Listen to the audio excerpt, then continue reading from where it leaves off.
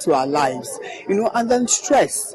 It's actually been shown that stress is a risk factor for, heart disease. Everybody, yes, we need a bit of stress, to keep us moving, but we should learn how to manage, the stresses in our lives. And that's, and then what we're also saying, like we were discussing earlier, is that we should start this early. Not as adults, not as we are now. You are a consultant cardiologist, and how much of children do you see come down with issues with the heart? I'm not talking about those with congenital heart disease now. Well, for our children, the commonest thing they will have will be from rheumatic heart disease. But we have a few children who have cardiomyopathy, have a few children who are hypertensive, and then even if we don't have them manifesting now, but the background, the foundation is being laid now. So they lay the foundation now, and I catch them when they become adults. I'm saying I don't want to see them as middle-aged people. I want to see them as elderly people when they've really lived out their whole lives. The fact that there is no manifestation doesn't mean the problem hasn't started. Like the cholesterol that layers our arteries actually starts early. By 10 years, it's already beginning to accumulate. So if a child has very bad habits, it's not eating right, those things pile up. And by the time you're in your 40s, then the heart disease starts manifesting. So it's not the day it manifested that it started. So if we start early, then we can reduce the number of people who get on to have heart disease.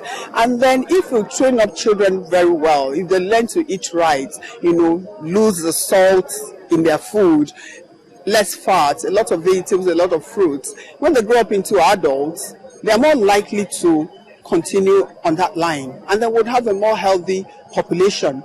And then also, if you're not smoking around children, they will hardly smoke. If you find that a lot of children who smoke, their parents actually smoked, and then alcohol. If you're not drinking around the house and the children don't find alcohol in the house, fine, I agree, a few of them may pick up that habit, but the percentage would actually be less. And we're also saying lead by example. Don't tell your child go and exercise when you sit in front of the television all day long.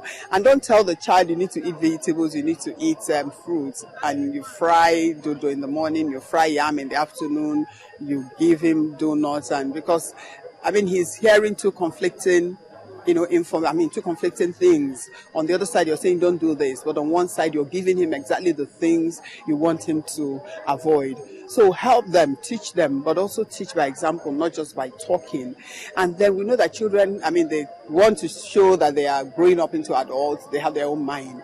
Don't force them to do something that becomes a chore, because they won't continue. Find out what they like to do. Those who like to dance, let them dance vigorously and, break a sweat. The WHF is saying children should exercise at least 1 hour every day of the week. That way they get, they keep healthy and can grow into healthy adults. Some people will argue that, it's children that need protein, fats, and all of that, and that they tend to burn it out. So, if you say they should eat less of it, then how does it affect their growth? We're not saying don't eat fats, but what I'm saying, when you eat fats, eat healthy fats. Like oils.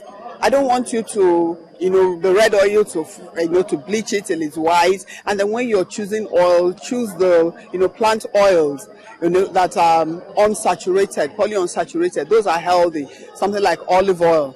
You can use that to cook.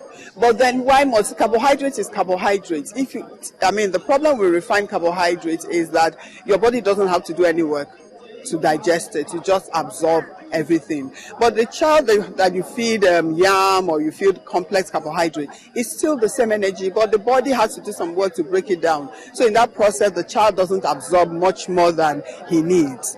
And you're right, you say children run around. How many of them are running around these days? That's what we're saying. They come back from school, they sit in front of the television, they do their homework, and then they play their TV games. So the fats you think they'll burn up, they're not burning them off. I agree, our cities are becoming a bit more, less safe, let me put it that way. So letting children out on the streets, parents might be a bit wary, but we can find a way to get them to move.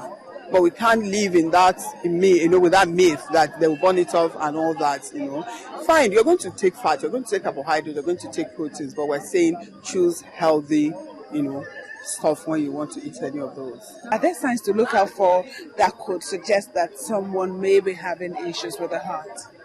I don't even want them to start looking out for signs. People should have regular checks.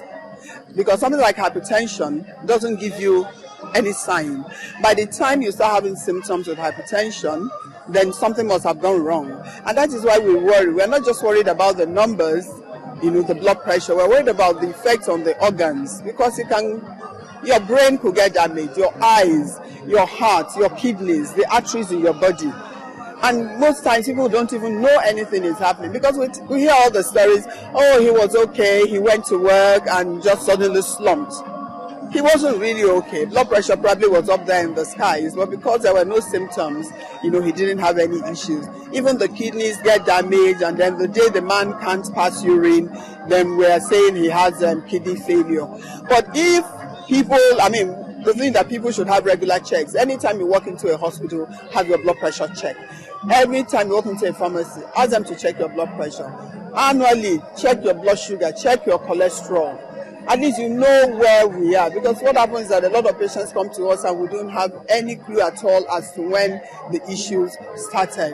But having said that, you find that some people, by the time the heart gets involved, you find that you walk a little distance and maybe there's a pain or heaviness, or tightness in your chest.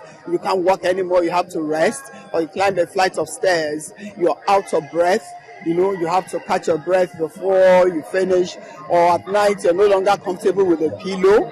You need to pile pillows behind your head, or sometimes you wake up in the middle of the night, breathless. So if any of those start happening, you should see your doctor. Or you wake up one morning, you can't move one hand, and by the afternoon the thing eases off. Please don't dismiss it with a wave of the hand, because usually those are warning signs for a stroke. Somebody wakes up in the morning, the face is shifted a bit, or the speech is slurred, that's the time to seek our help. Because by the time the full stroke had happened, the horse had bolted. All we're doing is chasing after the horse that has run away from the barn. So I don't want to get the patient, I don't want to see them at this stage. I want to see them at the point where we can prevent them getting, to real damage. Okay, so these are the warning signs, but some people may not have the warning signs, and the very first day is the bad day. Some people may not have any sign, and the first sign is that they have a heart attack. Some may die, and some may survive. Some is stroke. They have a stroke. A lot of them will diagnose hypertension after they've had a stroke. Somebody has a stroke, comes in, and blood pressure is 220, 120, and you're asking, have you been hypertensive? And no histories at all. But when you examine them, you find telltale signs of long-standing hypertension. But they didn't know because they never bothered to check. Let's just go back to the children who are in focus now. And this, of course, is to the parents who pack lunch boxes and all of that. What do you have to say about that right now? We don't make the healthy snacks. What happened to the lovely sandwich, with vegetables in it for the child? But what happens that maybe it's the problems of city living. Mothers, pack at fast food joints, to buy pastries for the children, and this is bad. This is bad, because those pastries are full of salt, full of fat, refined carbohydrates, and also sugar. The very things we are saying the children shouldn't eat. So we should replace them with healthy, sandwiches. You can make lovely sandwiches for the children. Give them apples, give them water instead of all these sugary drinks to take to school. Yes, occasionally, the child may have, some drinks. But what happens, if you want to give your child fruit drink, why don't you give them the freshly squeezed orange or natural fruit drinks? It's flavored, and there's a lot of nutrients and not all the bad things we're talking about in them.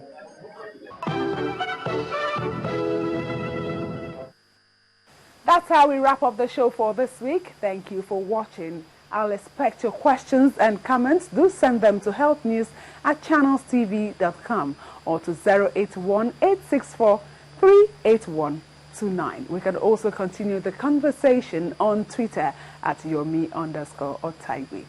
See you next week.